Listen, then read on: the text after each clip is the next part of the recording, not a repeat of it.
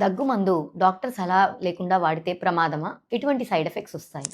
మీ doctor GL Sushmitha Reddy, ఊపిరితిత్తుల వ్యాధి నిపుణురాలు, pulmonologist, Apollo hospital, Nellore. దగ్గు మందులో రకాలు ఉంటాయి. పొడి దగ్గుకి వాడే దగ్గు మందు, కఫానికి వాడే దగ్గు మందు.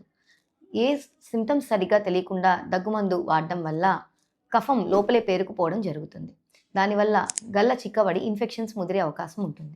కాబట్టి ఏ దగ్గు మందు వాడాలనేది డాక్టర్ సలహా లేకుండా వాడద్దు. అలాగే దగ్గు మందులో బ్రాంకోడైలేట్స్ అనేవి యూజ్ చేయడం జరుగుతుంది. దానివల్ల గుండె వేగం పెరగడము, హార్ట్ రేట్ పెరగడం జరుగుతూ ఉంటుంది. దానివల్ల చెయ్యి వనకడము, గుండె దడలాగా రావడము, పాల్పిటేషన్స్ అంటాం. ఈ సిమ్టమ్స్తో చాలామంది వస్తూ ఉంటారు.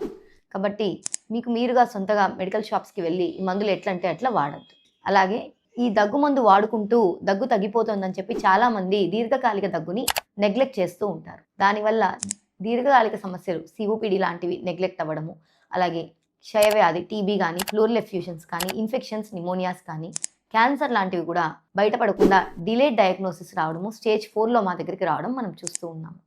కాబట్టి ప్రతి దగ్గుకి దగ్గుమందు అనేది సొల్యూషన్ కాదు. మీకు ముఖ్యంగా 2 వారాల కన్నా ఎక్కువ దగ్గు కానీ మీకు కానీ మీ కుటుంబ సభ్యులకు కానీ ఉంటే ఖచ్చితంగా వెళ్ళి డాక్టర్ని సంప్రదించి డాక్టర్ సలహా మేరకు మందులు వాడండి. దగ్గుకి కేవలం దగ్గుమందు మాత్రమే సొల్యూషన్ కాదు.